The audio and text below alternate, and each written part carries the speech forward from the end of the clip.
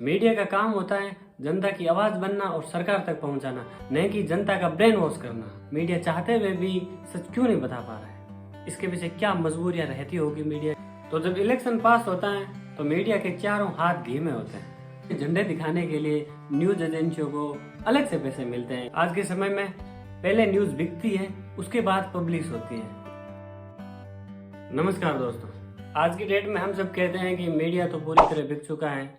सब लोग गोदी मीडिया नाम से पुकारते हैं, लेकिन असली इसके पीछे वजह क्या है, आज की इस वीडियो में हम देखेंगे। पूरी मीडिया को एक्सपोज करेंगे कि आखिर में ऐसा क्यों हो रहा है।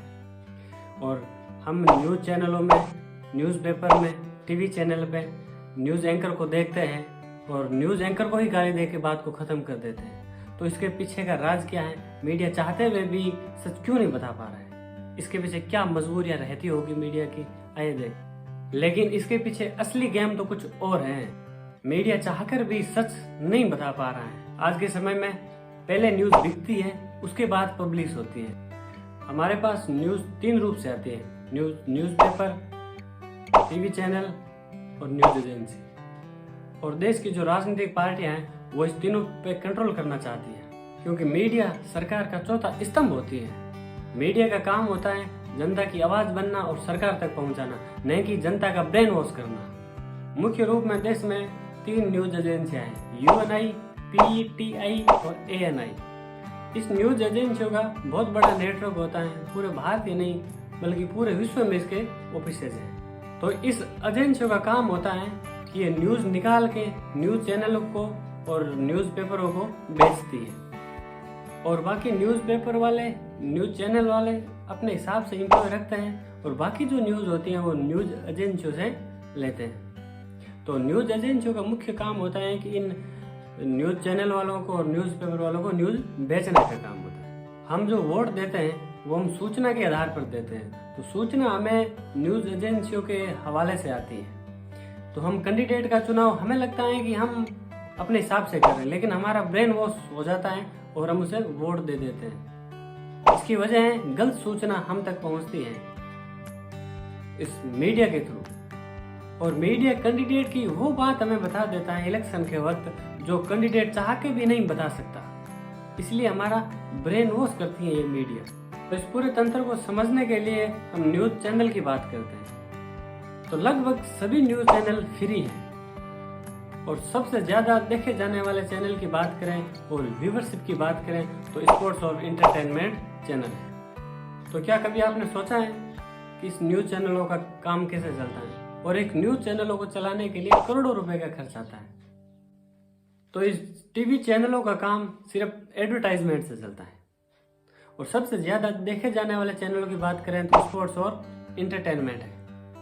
तो उसी के आधार पर ज्यादातर एडवर्टाइजमेंट स्पोर्ट और एंटरटेनमेंट चैनल ले जाते हैं, क्योंकि वो चैनल सबसे ज्यादा देखे जाते हैं।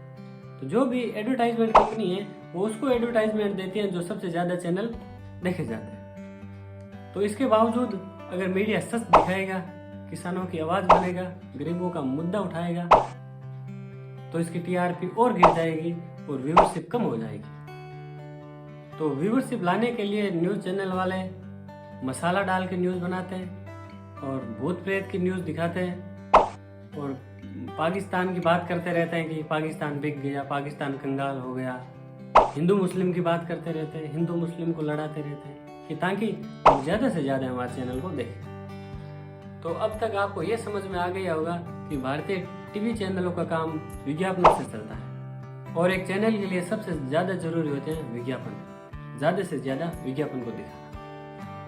और इसमें सबसे ज्यादा जरूरी बात, सबसे ज्यादा विज्ञापन सरकारी होते हैं, चाहे वो केंद्र सरकार के हो, चाहे वो राज्य सरकार के हो, चाहे वो अलग अलग विभाग के हो, सरकार की अलग अलग योजनाओं के हो, सबसे ज्यादा। तो इससे साफ पता चलता है कि सबसे ज्यादा विज्ञापन सरकारी होते हैं। तो अगर न्यूज मीडिया सरकार के बनने से पहले किए गए वादों के बारे में बात करेगी, सच के सवाल पूछेगी और गरीबों किसान के मुद्दे उठाएंगे, तो सरकारी जो चैनल है वो न्यूज चैनलों के बंद कर दी जाएगी। तो अगर सरकारी विज्ञापन बंद हो जाए तो न्यूज चैनलों का चलाना बहुत मुश्किल हो जाता है। तो इसलिए सबसे जरूरी है कि सारे विज्ञापन आते रहे, सरकारी भी आते रहे, प्राइवेट भी आते रहे। तो अब सवाल ये खड़ा होता है कि अगर सरकारी विज्ञापन बंद हो जाए तो टीवी पर तो हमें प्राइवेट कंपनियों के भी विज्ञापन बहुत दिखाई देते हैं। तो अगर किसी चैनलों का सरकारी विज्ञापन कम हो जाता है ना तो उसकी टीआरपी भी डाउन हो जाती है, और अगर किसी टीआरपी डाउन होती है तो व्यूवरशिप कम होता है, और अगर व्यूवरशिप कम होता है तो प्राइवेट कंपनियां भी उसको विज्ञापन देने से हिचकिचाती हैं। 2019 में इलेक्शन के समय the Hindu, Times of India, Anand Bazar Patrika, ABP news जैसे प्रतिष्ठित न्यूज चैनलों पे, अखबारों पे विज्ञापन बंद करा दिए गए थे। तो इस मुद्दे को लेकर कांग्रेस के वरिष्ठ नेता अधीर रंजन चौधरी ने लोकसभा में मोदी सरकार पर आरोप लगाए थे कि इसको बंद क्यों कर दिया गया, कि अगर सरकार से कुछ सच्चे न्यूज चैनल अच्छी खबरें छापे तो सरकार उसे बंद करवा देती है। तो जब इलेक्शन पास होता है तो मीडिया के चारों हाथ घी में होते हैं, क्योंकि उसी टाइम सबसे ज्यादा विज्ञापन चलाए जाते हैं, अखबारों में, न्यूज चैनलों पे, यूट्यूब चैनलों पे, सभी पर सरकारी विज्ञापनों की भरमार सूचना लगी रहती है कि सरकार ने ये वादे पूरे किए, ये वादे पूरे किए, ये वादे पूरे किए। उसमें से आधे झूठे, आधे सच्चे, आधे अधूरे। उसी आधार पे हम ये डिसाइड कर लेते हैं कि ये जो पार्टी है अच्छी हैं, ये नेता हैं जो अच्छा है, उसी हिसाब से हमारा ब्रेन वॉश होता है और उसी हिसाब से हम वोट देते हैं। तो वो वोट हम अपनी मर्जी से नहीं देते हैं, गलत सूचना के आधार पर हम गलत कैंडिडेट को चुन के। और जब इलेक्शन का समय होता है तो सभी राजनीतिक पार्टियों की रैली होती है, तो उसकी रैलियों के झंडे दिखाने के लिए न्यूज एजेंसियों को अलग से पैसे मिलते हैं कि आप ये दिखाओ इसमें इतनी भीड़ थी, इस रैली में इतनी भीड़ थी। तो न्यूज चैनलों के पिछली 100 न्यूज को हमें एनालिसिस किया है, उसमें कोई एक न्यूज नहीं मिली जो किसानों की आवाज उठाए, गरीबों के मुद्दे उठाए, एक न्यूज नहीं मिली। उसमें सारी न्यूज पाकिस्तान बर्बाद हो गया है, बॉलीवुड के घर के बाहर खड़े हैं, हिंदू मुस्लिम को लड़ाया जा रहा है, डिबेट में बिठा के अलग अलग खालिस्तान के बारे में बात की जा रही है, राजनीति के बारे में बात की जा रही है, उस मंत्री ने यह बयान दिया, उस मंत्री ने यह बयान दिया। और हाल ही में इंडियन अलायंस ने जो 28 पार्टियां मिलकर एक समूह बनाया, उन समूह ने जब न्यूज एंकरों को बहिष्कार कर दिया। आज के बाद वो न्यूज एंकरों के शो में कभी नहीं जाएंगे। तो ये देश के लिए बड़ी शर्म की बात है कि एक पार्टियों मिल के 28 पार्टियों ने मिलकर जब न्यूज एंकरों को बायकॉट कर दिया।